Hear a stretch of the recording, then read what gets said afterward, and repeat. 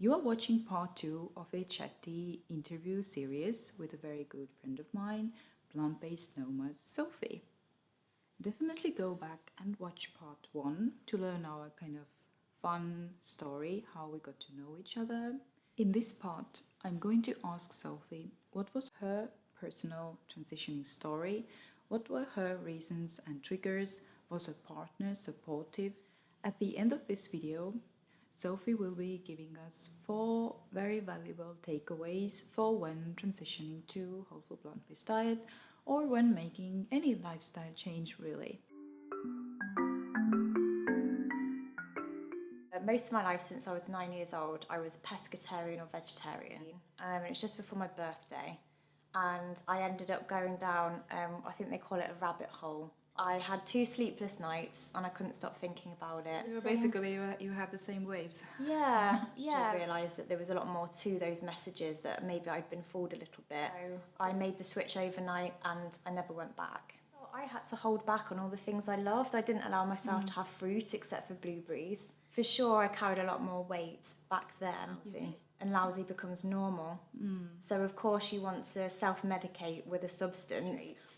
So he kept saying to me, well, I don't think we're getting enough protein. And he was doubting me and I was doubting myself because I didn't have all of the information in my hand. Life. And if people say, I don't get why you're doing it, I don't understand you, don't. It's okay. You don't have to understand everything about each other's lives.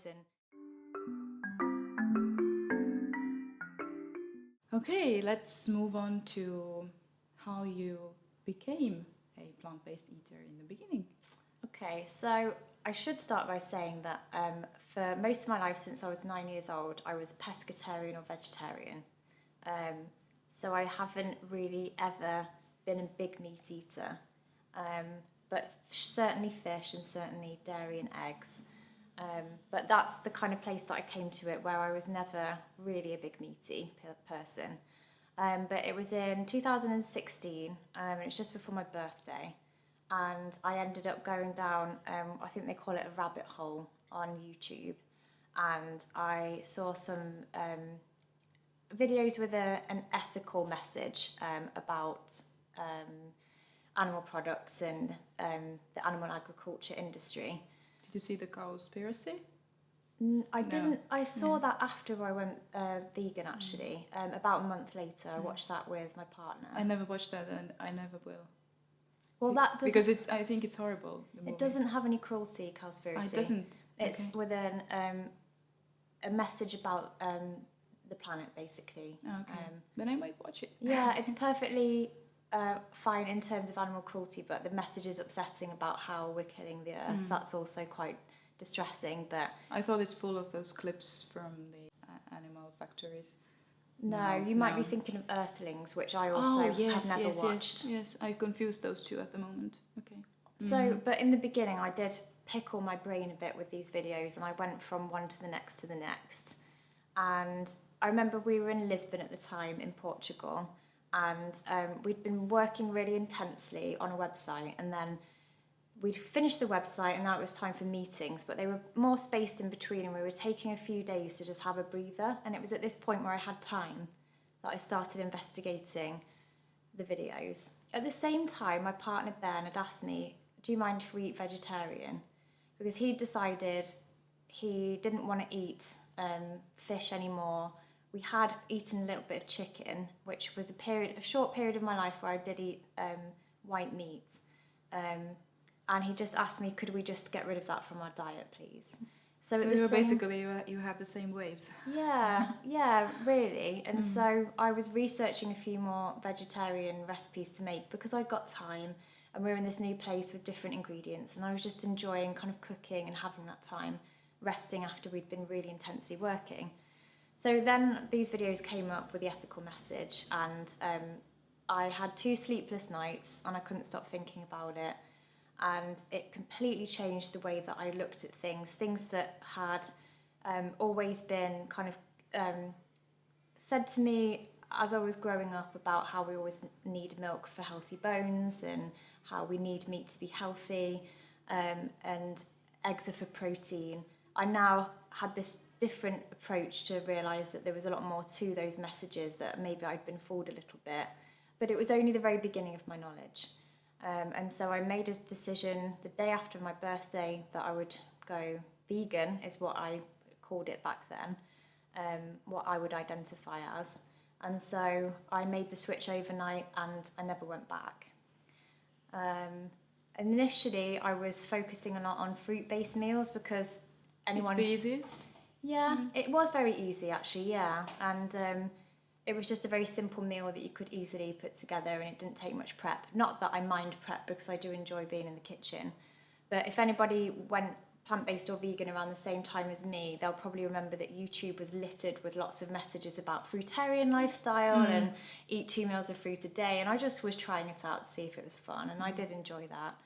So, and what was your experience with that? What did you experience in your body, or were there any changes? Or? Yeah, definitely. I felt I quit caffeine at the same time, and I felt that I was very sleepy. I found the fruit meals, if I had enough that I wouldn't be hungry, that I found it very heavy at the time, and then that they would digest quite quickly, and then I'd be hungry again. So you'd go through these kind of like sleepy troughs, and then like peaks of like high on sugar, and then down again. So that was interesting to get used to. So maybe I was just thinking that maybe you had too many sweet fruits. I'm sure. And maybe, I guess, your blood sugar was fluctuating a bit. Yeah, so I'm sure it was. Yeah. And of course, the caffeine as well might be the reason. Yeah. And I'd actually come at things like I'd always had an interest in health food, and I'd always loved vegetables and fruits and lentils and all the beans. And I'd grown up, my parents were very sympathetic to me being vegetarian, but they just requested that I was pescatarian, that I ate fish. But we always ate very healthily, and they were never really into meat. So I was one of the lucky ones that got introduced to things like hummus when I was a child, and different fruits and beans and pulses and these kind of things. And my mum was into whole foods, and she was a health fanatic in the 80s when you would fry with oil and things like that. So I had learned a lot of stuff, and I always had this kind of slant on things. And then growing up, in my early 20s, I was interested in whole foods, and I learned about the importance of having whole grains and beans and pulses and all of that kind of stuff, which was great. But so much ahead of me. Yeah, continue. Kind of, but actually, if I'm completely honest, I was also really kind of held back by the idea of low carb, and by trying to keep in shape with low carb. So you had this misconception about the carbs. I did, and I thought I had to hold back on all the things I loved. I didn't allow myself to have fruit except for blueberries, and I loved sweet potatoes with a passion, and brown rice, and they were like, you could only have them as a treat. And I held And you back. learned this from where? Newspapers, online, or how was it this. communicated? It was actually to call out the book. It was a book called Clean and Lean, and this is what Dr. 𝗀𝗃𝐿 talks about in his course. And he asked the question, why is it that science, the knowledge that we know from scientific background, from scientists, is pushed to one side, and the messages that we receive from marketing and salespeople are the ones that we listen to? And the answer is, I think, because it's a bit more sexy. And this book, Clean and Lean, had all these different beautiful celebrity women that were endorsing it. They were all photographs throughout the book, and the guy, his name's James, he was this ruggedly surfer, handsome guy from Australia with a beautiful wife, and they taught about whole foods, and I learned a lot from them, but it was also with a high fat kind of focus and high protein, and keeping the carbs at a minimum. So that was why I think I was really focused on, but we have to eat animal products, because I didn't understand how I could do that ratio only on plants. And so it really held me back, which is so sad. And I look back now and I think of all the times I could have had those beautiful foods and not been worrying about my cellulite and that kind of thing. For sure, I carried a lot more weight back then. You did? Yeah. I mean, not hugely. Yeah. I've always been a slim person naturally, I think, but had cellulite, I had more weight on my stomach, and I was definitely a couple of dress sizes bigger. Really? Which is still slim, and I'm not saying that it's a problem at all, but just that when you're eating the high fat dairy foods and things like that, of course, you are going to maintain the fat on your body because that's what they're comprised of. So that's the sad thing, is that I held myself back with knowledge that now I know is not correct, or maybe, to rephrase, is not something that I wish to follow. If other people wish to follow that, then no judgment, but I feel sad that I didn't learn until my 30s the real way that my body loved to eat and the real way that we could genuinely be healthy. So I always came into this lifestyle with a desire and a certain direction, but before I wasn't in possession of all of the facts. So I was quite willing to really throw myself into this new world of information and it being okay to eat carbs and thriving on them and having this abundance. Like, it just felt... What a relief, right? It was a relief. Yeah. It was a huge relief. And we've got the massive nutritional kind of side of things as well, which we'll talk about, but also this kind of spiritual, and I don't want to sound too hippie, but this kind of spiritual lifting of my spirit, like something lifted inside me, some kind of, it's hard to explain, I'm not saying that it's enlightenment or something like that, but for sure I lifted out of a place that I was, and I felt higher. And not in comparison to anybody else, that's not what I mean, just in myself I just felt lighter and more spiritually at peace. I think it's something to do with what we discussed yesterday on our walk about the alcohol and plant-based diet, that we both felt that we didn't want or need alcohol anymore. So you didn't need the wine to make you feel That's good. so true, Because yeah. the food does all that. That's so already. true. Yeah. And you can look at it in the sense of feeling well gives you a high, which for sure it does. I've had some of my best highs after climbing a mountain, or just, you know, having the most beautiful... I'm getting goosebumps now. Yeah, just having the most beautiful Yeah. in-season fruit in Thailand, or just by waking up in the morning and doing yoga and just feeling incredible. Like, I've had some of the best highs in that way, and you're right that you don't need to seek a high from And you feel good a all the substance. time. Yeah. Not that when you have that wine, you feel good. Otherwise, you feel lousy, right? Yeah. The next morning, or you feel dizzy or kind of disoriented. Or But you get used to feeling lousy, and lousy becomes normal. So of course you want to self-medicate with a substance. Oh, I'll drink some strong coffee and I'll be up, and then for I'm a having moment, and then again a slump, and again. and now I'm going to have something sugary. Oh, I shouldn't, but I need it, and then some wine later on or something. It's so true. From a nutritional standpoint, that definitely is true. And then also, I think, sort of emotionally for me and spiritually, it felt that I'd lifted away from kind of contributing to things that weren't good for the world and good for myself as well. So it was just a double whammy of great feeling. And for sure, and this is my character, that when I'm into something, I will just throw myself into it, just into the deep end. That, like, Same it's here. like, yeah, it's like you cross the line and just everything changes cold turkey. And I realise that's not the case for many people. And Yeah, we're me here too. to- I'm cold turkey. Right. Yeah, should I go cold turkey? I went to the Candida cleanse cold turkey as well, which actually I now don't recommend people to do because of the diet symptoms and so on. Right. But yeah, I'm the same kind of person that if I learn that something is bad for me to consume or to do, then I won't want to do it anymore. Just Yeah. as simple as that. I suppose it's easy for us, isn't it? As soon as I learned the truth about animal products, and that includes the planet, the animals, and the nutritional side of things, there is no desire for me to eat them anymore. However, in doing this video, I think it's really important to say that we realise that not everybody is like this, and that we want our experiences to help other people that maybe don't kind of jump in the deep end, because I think it's more of a normal thing to just go step by step, and that's perfectly fine. And we're not expecting anybody to be as hardcore maybe as we are, because maybe I think we're in the minority. But yeah, I feel the same as you, that once I'd had that knowledge, it was easy for me to make the change and never look back.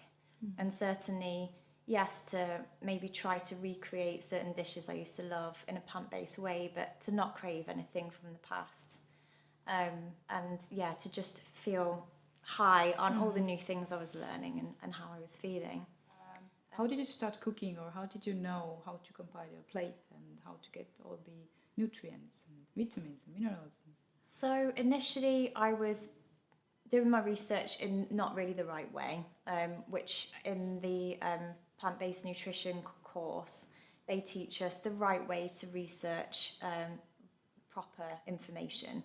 We're talking about the 𝗍𝗏𝗏 plant-based certificate course. That's right, yeah, from our old friend Dr. 𝗬𝗏𝗏𝗀𝗀, who is a legend. But yeah, he comes from a science background and he explains how to do real research and to check your sources. And before I did the course, I was just doing research in a layman way, which was to check things online and read blogs and things like that and listen to anecdotes from people I was around. So I kind of had like a basic knowledge about how to balance nutrition, but I was going down the fruit kind of route, and I was throwing myself into things and being influenced by people around me. And so my cold turkey really was a crazy cold turkey because I gave up alcohol, caffeine, sugar, salt, oil. All at once? All at once, yeah. Okay. Like refined flour, even vinegar and some spices I stayed away from. I even didn't do that. Yeah, I actually remember you asking me back then, 3 years ago, about salt. Yeah. That how I feel about salt, and then I said that to sprinkle some salt here and there every now and then. To me, it's fine. Yeah, that's right. The people I was with at the time had the influence that you should be as pure as possible, which I think is a wonderful thing if that's how you want to live and if that's what makes you feel good. But it's not for everyone. It's certainly not for everybody, and actually it's not necessarily advised either from a scientific standpoint. There's lots of benefits that you can get from fermented foods. So to stay away from vinegar or ferments is crazy, it's unnecessary. Also, we don't need additional salt in our diet, but actually to add a little bit, if it's, proper natural rock salt or sea salt, is perfectly fine. And I learned a lot when I was in Japan about the different types of salt that you can have there, which is from miso, which is broken down and fermented, which is actually very healthy for you. Yeah, this miso is one thing that's very interesting, that even Dr. Greger, the author of How Not to Die, describes as a beneficial source of salt, because not beneficial, but actually the benefits of the fermented soy are greater than the disadvantages of having salt. Yeah. So even he does have miso soup, for example. Yeah. So if Dr. Greger is having miso soup, you can too. Yeah, and this sounds really geeky, but that was actually the video that made it okay for me to have some miso. Like I started to have miso. That was the first kind of salt that I started reintroducing. After I read that, I started to use up my miso base that has been in the fridge for ages. And started to use it more than I used the tamari sauce. So yeah, it's all miso now. Yeah. And miso is so incredible, and it can add so much depth of flavour, and there's just a huge variety of it. In Japan, you probably can imagine maybe if you go into like a place where you could get large amounts of corn and grain and oats, and like a big health food store where you can scoop things out of a big barrel. They had one of those that was just for miso, with maybe 20 or 30 different buckets, huge buckets of different varieties. And I had no idea that it could be this huge big world of different flavours, and it's actually really incredible. Awesome. That's a whole nother video. Yeah. But yeah, so my point being that initially I was very, very strict on myself, and actually I've become a lot easier on myself and relaxed so much about my diet now that I have the knowledge. Now that I have something solid to fall back on, that I understand what is a scientifically proven healthy way to eat, I've completely relaxed. Now I understand how to put together a plate, whereas before I was being overly strict because I didn't really have the knowledge. And you gained that knowledge from the course you took.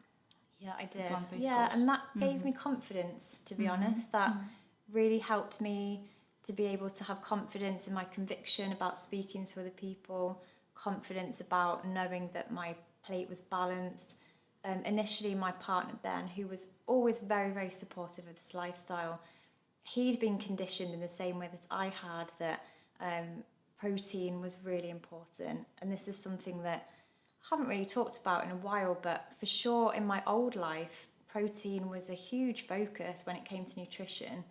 And protein equaled animal protein. That's right, yeah, pure protein, not a combination of protein and carbohydrate like you'd find in a bean. Oh no, you couldn't have that because that's got carbohydrates. So he kept saying to me, well, I don't think we're getting enough protein, and I think we should go for blood tests, and is this a healthy lifestyle? And he was doubting me and I was doubting myself because I didn't have all of the information in my hand. And actually now he's relaxed so much and I've relaxed because I always have an answer for every concern he has or used to have. And now anybody that came to me that wanted to discuss this, I have all that information now. So it's much, much easier for me to A, feed myself and the people I love, and B, to communicate about it to anyone that's interested to listen. So I would really recommend it in every sense to just do the research, get the knowledge, and maybe you don't need to do the course like we did. But There is so many like free resources online. Yeah. To get your knowledge about the balanced plate. Yeah, and just to make sure that it's something with a scientific backing that you put your faith into, as opposed to something with a gorgeous sales message that's not necessarily backed by real scientific research. Just to be smart, just to be sensible about it. And we've mentioned Dr. 𝗫𝗀𝐁 and Dr. Gregor, and they're both brilliant sources. They have lots of free resources on their site. So if you have any doubts or any questions, then nutritionfacts.org is a great place to start. Really is. For example. Yeah, and if anybody's asking you a question as well, it's okay to say, I'll find out and come back to you, to not kind of crumble or feel embarrassed or not have the answer, and to go and do your research, because it's very empowering and it builds your own confidence. So knowledge. Like if you feel that you're wavering on feeding yourself healthily or on your ethical standpoint on whether you want to eat different foods, just make sure that you have the knowledge, and that makes it so much easier to have a strong resolve in the lifestyle, sticking to the lifestyle that you want to.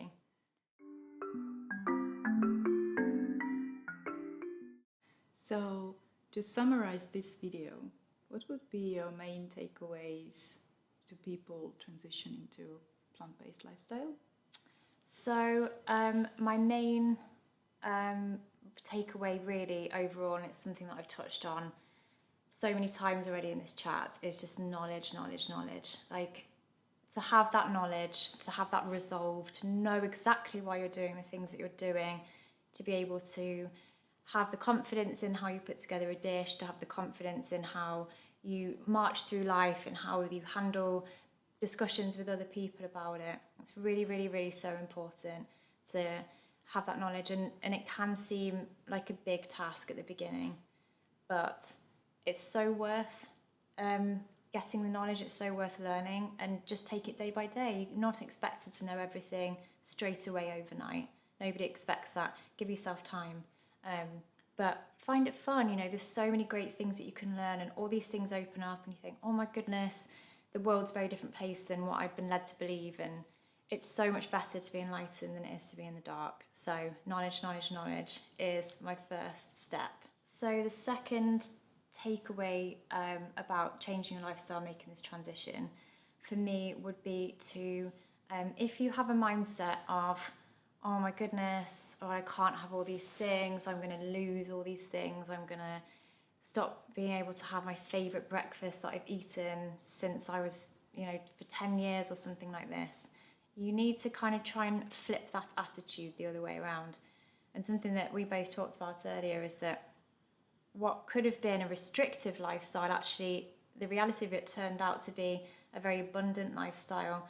And we both have discovered this whole world of ingredients that are out there, and luckily very available to us now in today's modern age. It widens the horizon, not the other way around. Exactly, it really does. So if you just try and adjust your outlook on things to think, it's not about what I'm losing, it's about what I'm gaining, It's not about saying goodbye to my favourites, it's about saying hello to new favourites, and I promise you, so many more of them, so many more of them.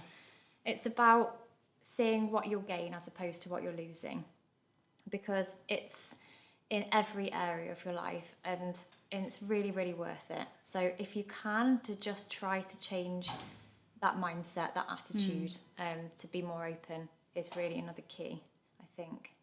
So the third takeaway, that is again something that we touched on earlier, and I just want to wrap it up, is about growth, self-growth, and about evolution. And if your focus is improving yourself and improving the way you live your life, your happiness, your health, the people that you surround yourself with, the life that you lead in general, then let that be your guide, really.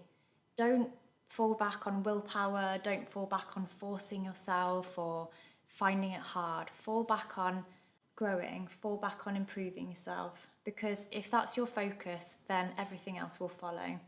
And that doesn't just go for your diet or something that seemingly is just one side of your life. It really has a ripple effect in lots of different areas. And you'll grow as a person, and you'll grow in confidence, and you'll grow in knowledge, and your mind will expand. So if you keep that focus, I think that will really keep you on track. If that's your goal, to improve, then it will come and you will make it happen just naturally as you progress through life.